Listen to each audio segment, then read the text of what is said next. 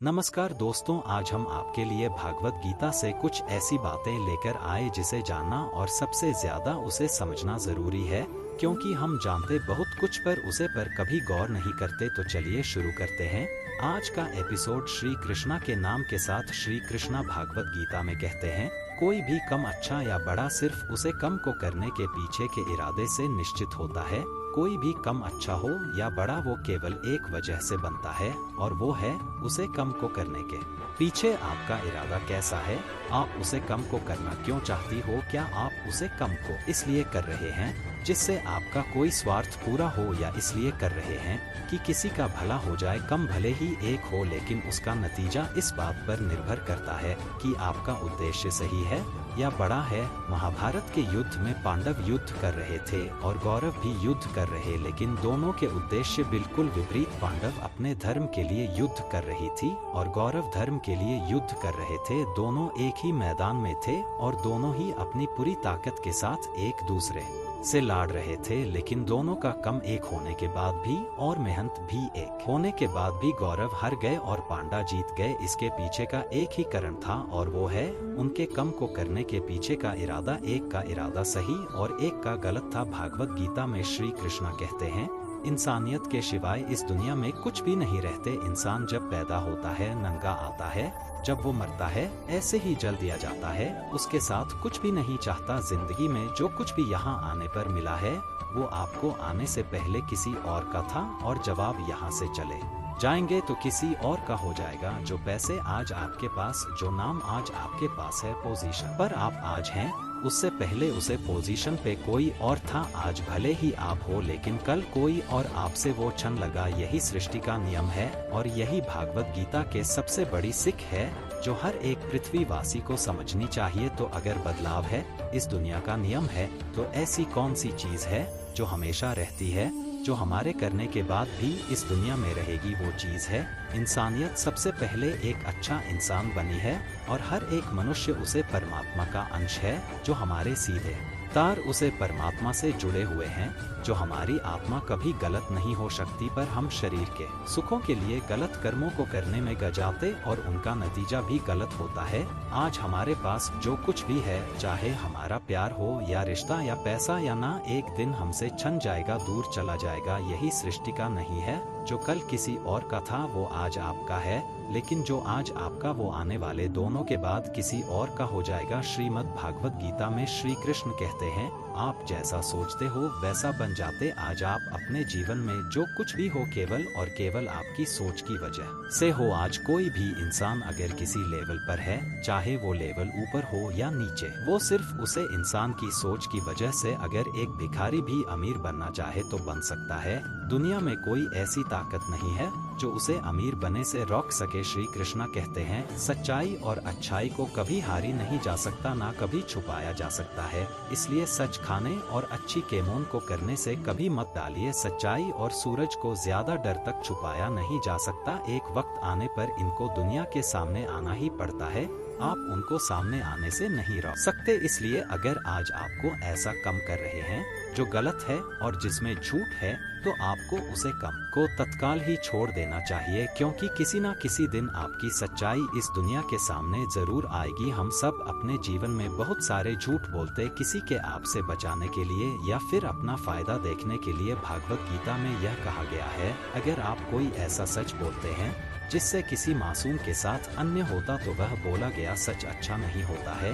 और अगर आप ऐसा सत्य बोलते हो जिससे किसी का भला होता है पर किसी का नुकसान भी नहीं होता है, तो बोला गया सत्य भी बड़ा नहीं होता। इसमें महत्वपूर्ण बात यह है कि किसी के साथ अन्य नहीं होना चाहिए। इस सत्य और सत्य शक्ति को समझना बहुत ही बारीकी का कम है। इसलिए अपने विवेक से 2 बार सोने के बाद ही निर्णय लेने, क्या आपको क्या बोलना चाहिए और क्या नहीं। भागवत गीता में श्री कृष्णा कहते हैं, हमें सिर्फ कर्म करने का अधिकार है, फल के बड़े में ना सोच। आपको कम करने की तो छट है, लेकिन अपने आप के उसे कम में होने वाली जीत और हर में खुद को बंद करके नहीं रखना चाहिए। एकमात्र ऐसी चीज है जो अगर इंसान समझ ले तो उसका 100% दुख समाप्त हो सकता है और वो बिना किसी परेशानी के मेहनत कर सकता है।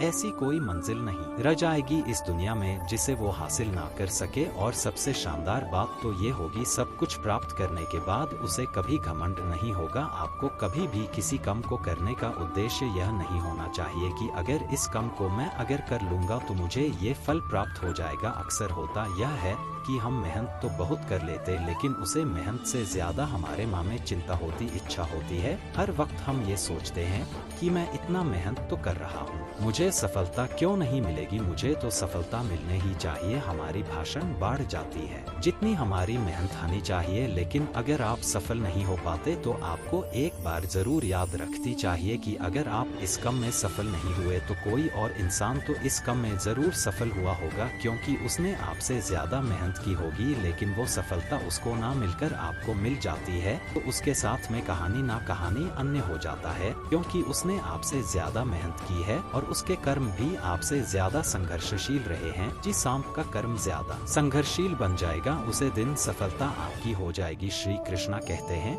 माफ करना महान व्यक्ति की निशानी है। इस दुनिया में सबसे हिम्मत वाले और सबसे ज्यादा ताकत वाले वो इंसान होते हैं जो माफ करना चाहते हैं। एक बार जरा सोच कर देखिए कि भगवान को कौन सी चीज भगवान बनती है। श्री भागवत गीता में भगवान श्री कृष्णा जी कहते हैं, चाहे वो कितना भी पापा इंसान क्यों ना, लेकिन अगर वो अपनी बुरे कर्मों को करना छोड़कर अच्छे कर्म करना शुरू कर दी तो उसको वो अपना लेते हैं। यानी कि भगवान इस पूरे सृष्टि के मालिक होकर भी इतने निकदिल और उनके दिल में सबके लिए जगह और उनके लिए सब समाज है। माफ करना महान व्यक्ति की निशानी है और माफ वही कर सकता है जो सामने वाले के किसी ना किसी नजरिया से बड़ा किसी की गलती होने पर उसे पर नाराज होना या उसे पर गुस्सा होना बहुत आसान कम है और ये कम कोई भी इंसान कर सकता है। लेकिन हिम्मत वाले इंसान गलती करने वाले इंसान को माफ करके उसको एक और मौका दे सकते हैं।